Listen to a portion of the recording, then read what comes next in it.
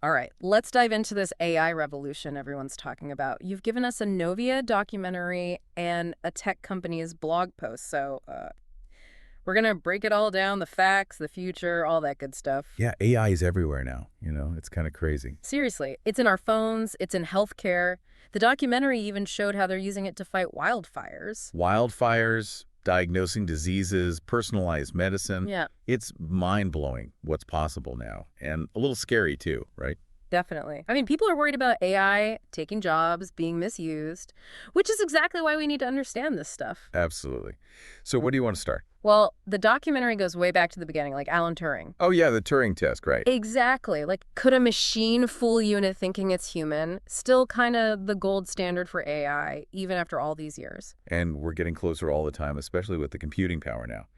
And the data, AI needs tons of data to learn. Like we do, right. It's all about experience. Exactly. It's like teaching a kid. The more they see, the more they know. The documentary had this cool example with Atari games. Remember Space Invaders? Breakout? Oh yeah. I used to love those games. Well, AI can play them now, and they're good. Like, beat the human champion. Good. I've seen those videos. It's crazy. But how do they learn that? Trial and error, basically. It's called reinforcement learning. So they try stuff, and if it works, they get rewarded. Kind of like... Training a dog. Exactly. Except AI can learn way more complex stuff. Speaking of complex, there's that story about AlphaGo, the AI that beat the Go champion.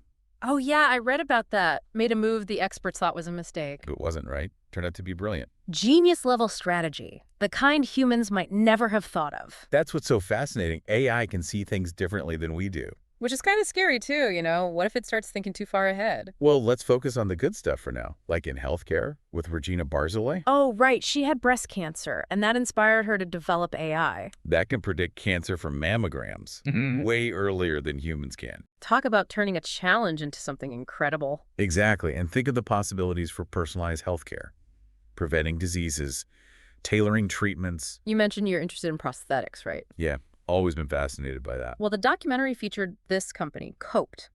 They make AI-powered myoelectric arms that learn from your muscle signals. Wow, like it adapt to how you move, not the other way around. Pretty much. It's like something straight out of science fiction. It's amazing how AI is being used in so many different areas. Like fighting wildfires. They have this system, Alert California. It spots fires early on using AI, potentially saving lives in forests. AI seems to be everywhere, doing everything. It's mind-blowing, but we have to be realistic, too. With all this power comes responsibility, right? There are risks. Yeah, we can't ignore the downsides, like those deepfakes. Have you seen Jordan Peele's video of Obama? Totally AI generated. I have, and it's freaky. Like, how can we believe anything we see anymore? That's the danger, right? It blurs the lines between real and fake. And it's all thanks to AI, these things called GANs and diffusion models. Sounds complicated. It is, but basically, AI can create super convincing fakes now. Which is a problem, especially with all the misinformation already out there. People are already distrustful, and deep fakes just make it worse. Makes you think twice about what you see online. Exactly. We need to be way more critical now, like develop new skills almost. So how do we make sure AI is used for good, not evil? That's the million-dollar question, and the documentary didn't shy away from it. Yeah, they had that AI researcher, Yoshua Bengio. He gave a pretty stark warning. He compared the threat of AI to pandemics and nuclear war. Whoa, that's heavy stuff. Yeah. Makes you think about the stakes here. For sure, but it's not all doom and gloom. The blog post offers a more current perspective. Maybe a little more optimistic. We'll find out in part 2, but first I want to hear your thoughts. What stood out to you so far? What got you thinking? Yeah, hold on to those thoughts. We're just getting started. Welcome back. I gotta say, that Obama deepfake is still bugging me. Yeah, it's pretty wild what AI can do now. But okay, let's get into this blog post you found, the one from the tech company. Right, this gives us a more up-to-date look at the AI landscape. It seems like everyone's talking about generative AI these days. Yeah, that's the stuff that creates new content, like ChatGPT. Right, ChatGPT. Everyone was going crazy for that last year. But the funny thing is, this blog post mentions a McKinsey report. It says that overall, businesses aren't adopting AI as quickly as you might think.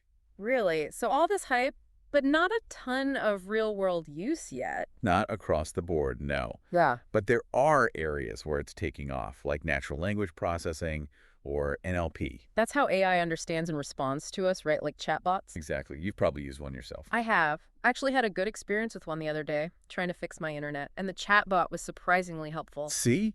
NLP is getting better all the time. It's not just chatbots either. It's used for translation, even sentiment analysis. Sentiment analysis? What's that? AI can figure out the emotion behind text, like if you're happy or angry. Whoa. That's kind of creepy, but I guess useful for businesses. Definitely. They can analyze customer feedback, social media trends, all that. And the blog post mentioned cybersecurity too, right? Big topic these days. Huge. AI can be a game changer for security. With all the data breaches you hear about, we need all the help we can get. It's like having an AI bodyguard, constantly watching for threats. And responding in real time faster than any human could. Exactly, and that's crucial in today's world. Not just for businesses, but for protecting our own data too. Absolutely. But okay, let's switch gears a bit. I know you're interested in healthcare, and this post had some cool stuff on that. Yeah, the documentary focused on diagnosis, but what about treatment? Well, AI is being used to develop new drugs, optimize dosages, even guide surgical procedures with incredible precision, Wow, so it's not just about detecting problems, but actually fixing them. and doing it in a way that's tailored to the individual. The post even talked about AI in mental health, which is so important. Yeah, imagine AI apps that can provide support, early intervention. Especially since mental health services are so hard to access for a lot of people. It could make a huge difference. But we have to remember AI is a tool and it can be misused. We've talked about deepfakes, but there are other ethical issues too. Right. It's like we have this incredible power, but we got to use it wisely. And one of the craziest things happening now is multimodal AI. Multimodal. It sounds complicated. It means AI that can process different types of info at once, like we do. So text, images, sounds, all together. Exactly. It's like AI is finally starting to think more like humans. That's pretty amazing, but it also kind of freaks me out. It's a lot to take in, for sure. So before we get to part 3, what are your thoughts so far? What's got you excited or maybe a little worried? Think about it. Yeah, hold on to those thoughts, because in part 3, we'll be diving into the economic impact of AI. And get this. Quantum computing.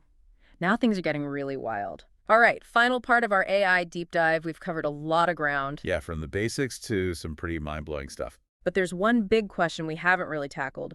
What does this AI revolution mean for the economy, for jobs? Right. Everyone wants to know if robots are going to take over. Exactly. And this blog post actually had some predictions about that. Yeah, it predicts the AI market will hit $407 billion by 2027. Wow, 407 billion. That's a lot of money. It is, up from just $86.9 billion in 2022.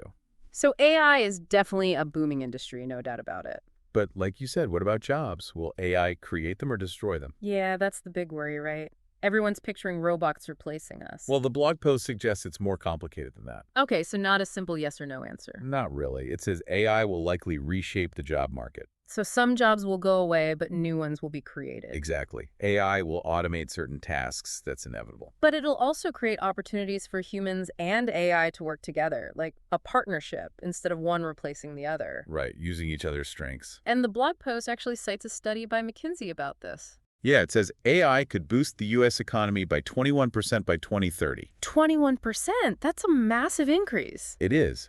But it depends on us adapting, embracing this change. So it's not just about the tech, it's about how we use it. Exactly. We need to be proactive about retraining, upskilling. Learning new skills, basically, to stay relevant in this AI-powered world. Like you said before, it's all about lifelong learning. And focusing on the things AI can't do, like creativity, critical thinking. Those human skills will be even more valuable in the future. So it's not all doom and gloom. There's potential for positive change. Absolutely. But, okay, you ready for this? The blog post also talked about quantum computing and AI.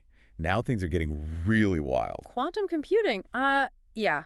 That's where I start to lose it. It's complex stuff, but imagine a computer that's exponentially faster.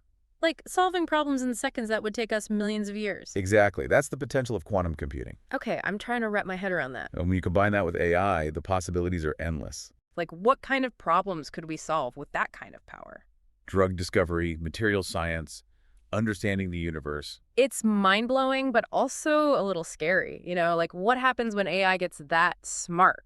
It's a valid question, and it brings us back to ethics again. Right. How do we make sure AI is used for good, even at that level? That's the challenge, and this blog post really emphasized that. It's a call to action for all of us to be informed, engaged, To think critically about AI and to help shape its future. to make sure it aligns with our values, with what we want for humanity. So, as we wrap up this deep dive, I want to leave you with this thought. What role do you want to play in this AI revolution? Will you be a passive observer or will you help shape its direction? It's an important question for all of us to consider.